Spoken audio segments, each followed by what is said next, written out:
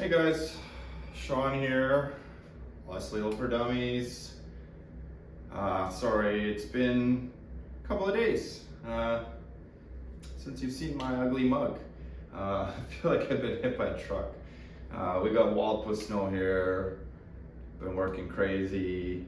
And there's one test I know some of you have been waiting for, and I myself have, is my Byrna SD. It has been staring at me on the nightstand, giving me the hairy eyeball for almost a week now.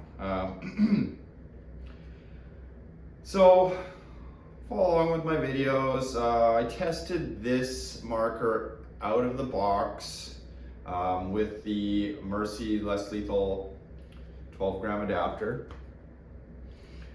I tested various projectiles that I had at the time, and the best performing projectile that I measured was, oddly enough, was a Byrna Kinetic.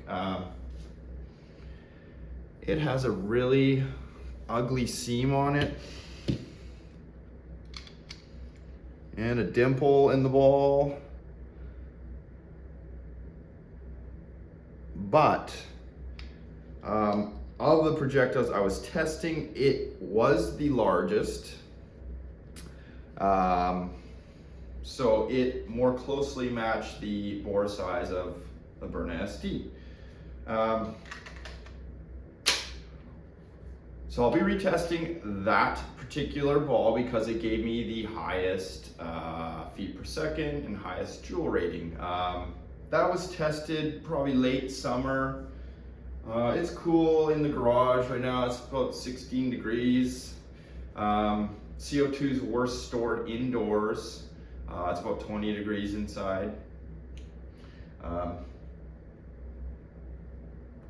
What can I say about what I've done here? So, the previous video when I tested the Byrna Kinetics,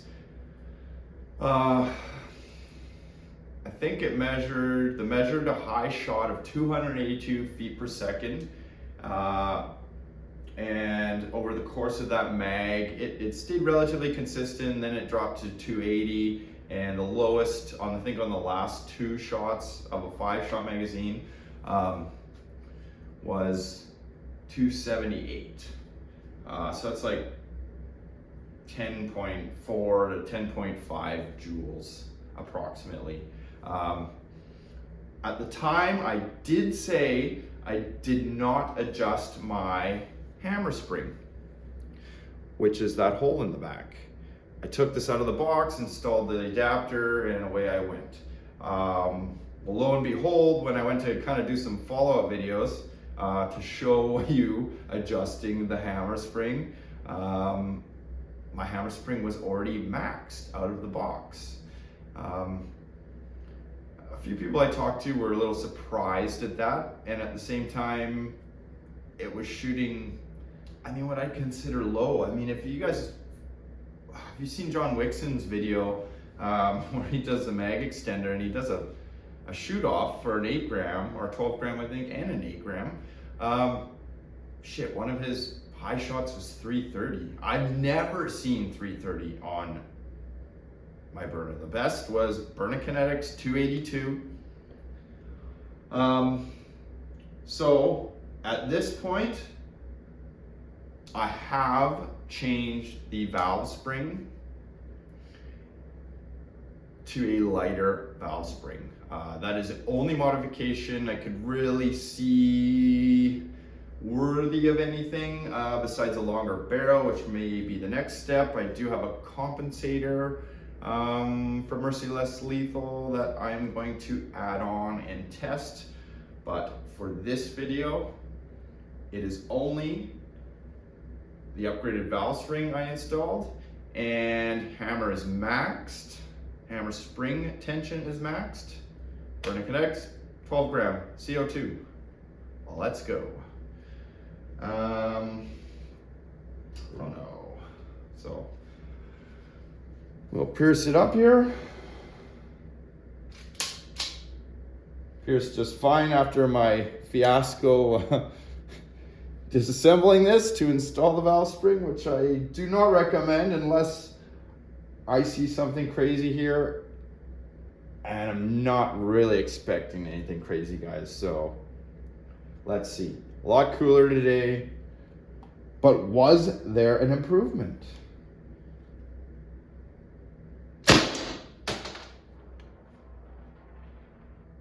Well, hell, there was an improvement.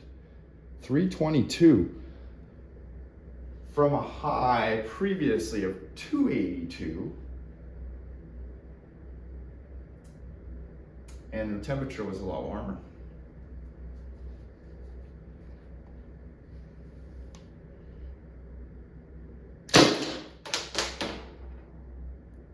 $318.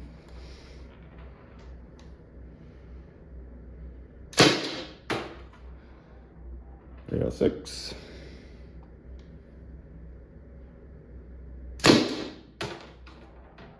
296. I think one more shot in there. Uh-oh. 284. And we have a problem?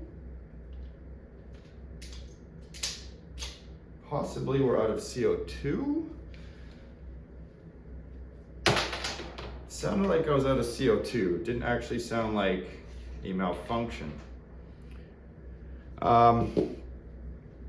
Something to note, which you might not be audible on the camera. It is significantly louder. And during my my reassembly video, when I did piece this back together, I noted I only got 2 7-round magazines from a 12-gram CO2. I didn't bring my Allen keys out or an extra CO2. So it appears it's using more CO2.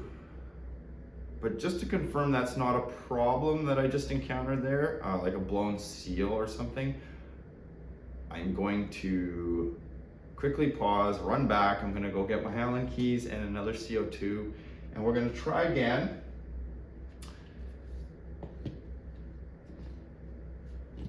With these particular rounds. These are 11/16 Delrin balls. I purchased these on eBay from some ball bearing place. I can't remember the name. They weren't cheap, but the object of my little endeavor here was to maximize the power in my Byrna, hopefully without doing a whole bunch of fancy stuff, and spending a little extra money on some balls seemed like, yeah, not a bad deal. So these are 11/16. It's supposed to be 0.688 bore. Best information I can gather, the barrel on this, on an SD, is 0.690, or I've even heard measurements as high as 0.692. So it can stand to use some larger projectiles. These are supposed to be 0.688, but on my calipers they might at 0.687, which is still bigger than the Byrna Kinetics, and bigger than the busting balls from Home Wrecker, which unfortunately, guys, I can't test because they won't ship to Canada. And at this point I just haven't found an alternate source and ordering direct. So let me go grab Allen wrench and a new CO2 and we'll test this again. Okay, we're back. Allen keys, I think it's a 1/8.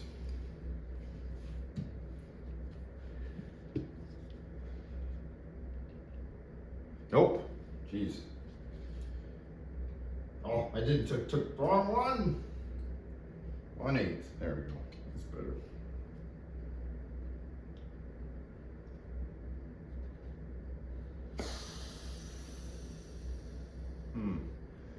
Was still a little gasp of CO2 left in there.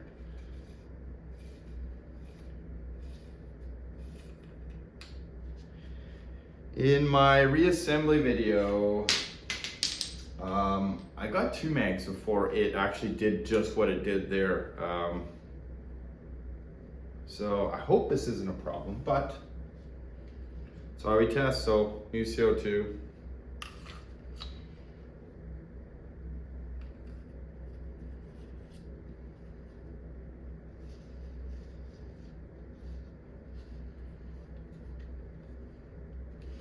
Oh shoot, you know what I forgot to do was, so this is the issue with the safety in my Byrna, is it's been fired. And obviously there's no cartridge in it now, but so I can't actually push it back to safety until I give it a trigger pull. Then it goes no problem. It's done that since new. I'm not exactly sure why. Should you be able to safety a marker after you've armed the CO2? Yes. Is it a deal breaker for me? Yeah, not really. I mean, treat this like a real firearm, but if it was a real firearm, that definitely would not be something that would be okay, for sure. Okay, fresh CO2 is in there. I should have mentioned those Byrna Connects they were 2.9 grams. So I'll put the measurements in the video. The 11/16 Delrin balls. This is a 7-gram magazine. 7 ball. So this is the new 7-round Byrna magazine. These are 3.7 grams.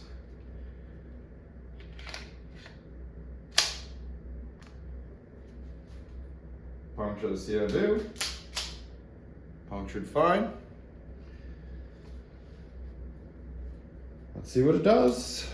Hopefully no malfunctions.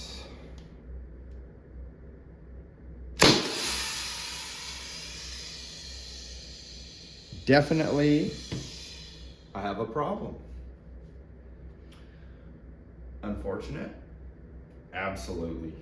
I guess I have to open it up again. And I said I wouldn't. It's too bad. It clearly showed an improvement.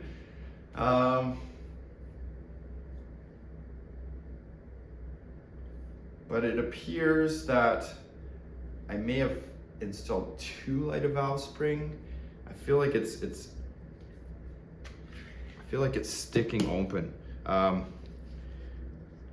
Because there isn't actually a bolt in this, the only way, it's acting like the bolt's not closing, but because there's no bolt in this, there's a little poppet valve.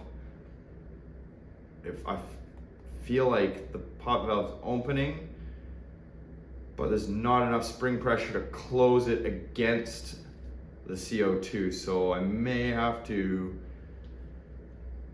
shim that up just a little. And I do have some other springs there, so fortunately this wasn't a successful test like I wanted, but they aren't always successful, so I'm going to keep at it. Watch out for the new ones. Hopefully this holds you over now. Till the next one. See you guys.